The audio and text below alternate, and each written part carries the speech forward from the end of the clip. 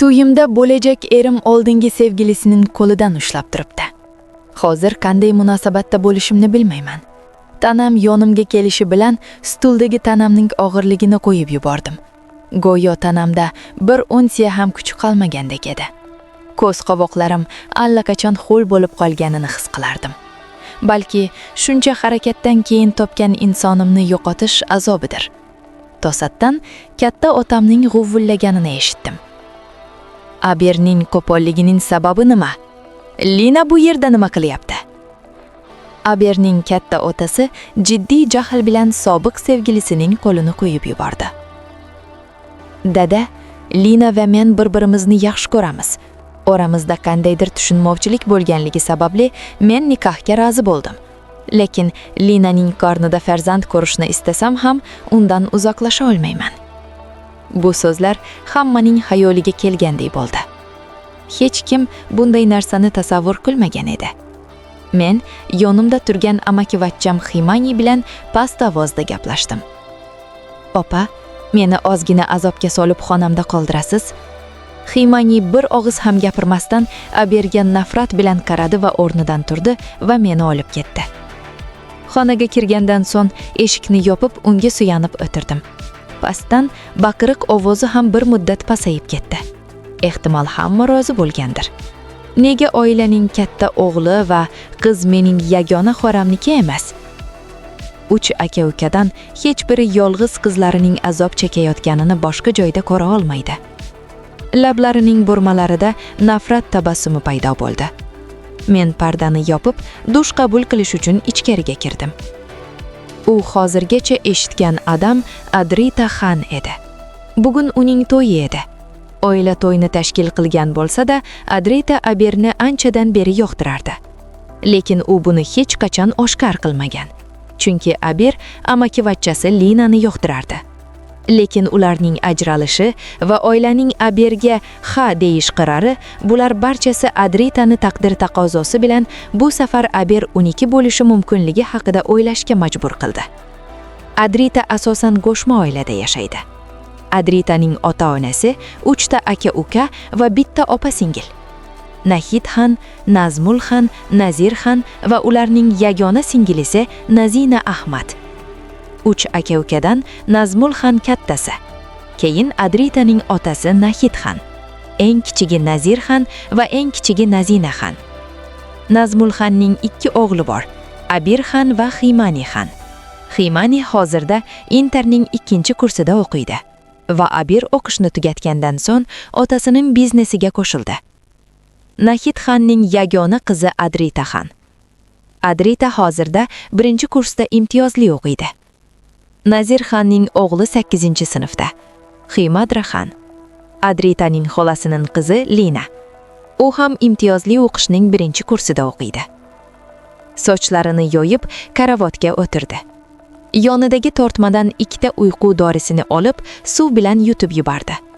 Chunki u onasi va otasi tez orada uning eshigi oldida paydo bo'lishini bilardi. Adrita hozir ular bilan yuzlashishni istamadi.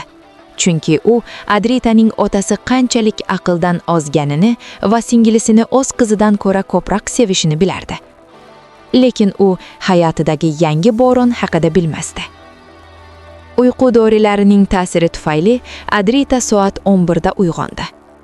Uyqudan yangi chiqqan holda pastga tushdi va yangi turmushga qurganlarga va boshqalarning tabassumli yuzlariga qaradi. Adritadan issiq xo'rsinish chiqdi. U ovqatlanish stoliga o'tirish uchun sekin yurganda, kimdir uning qo'lidan ushlab oldinga tortib va qattiq shapaloqladi. Adrita oldinga qaraganda hayron bo'ldi. Uning tug'ish onasi o'sha yerda turibdi. Ko'zlarida nafrat va g'azab aniq edi.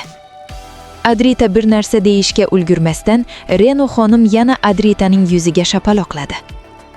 Adrita hayratda qoldi. Adrita onasining xirillagan ovozini eshitdi. "Qanday uyatsiz qizsan? Boshimizni pastga tushirishdan uyalmaysanmi? Qanday qilib bizning sharafimizni pastga tushira olasan? Sendek qizim bo'lganidan ko'ra farzandsiz bo'lganim yaxshiroq bo'lardi."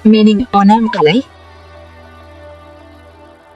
Mening onam qalay? Mening onam qalay? Mening onam qalay? Mening onam qalay? Mening onam qalay? Mening onam qalay? Mening onam qalay? Mening onam qalay? Mening onam qalay? Mening onam qalay? Mening onam qalay? Mening onam qalay? Mening onam qalay?